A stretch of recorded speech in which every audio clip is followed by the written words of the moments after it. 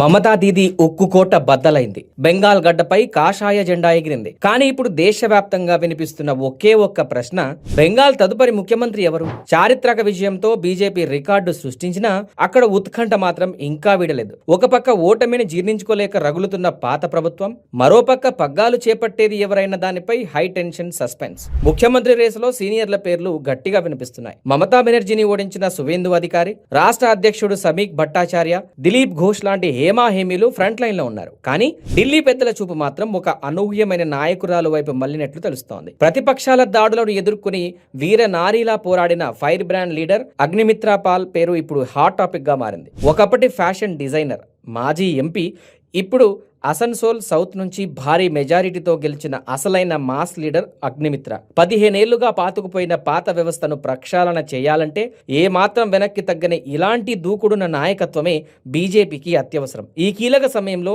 ఆమెకు ముఖ్యమంత్రి పగ్గాలు ఇస్తే బెంగాల్ రాజకీయాల్లో అది మరో పెను సంచలనమే అవుతుంది. అధిష్టానం మధ్యలో ఉన్న ఆ ఫైనల్ బ్రహ్మాస్త్రం ఎవ్వరో తేలాలంటే కోల్కతాలో అమిత్ షా నేతృత్వంలో జరిగే సమావేశం ముగిసేంత వరకు ఉత్కంఠ భరించాల్సిందే.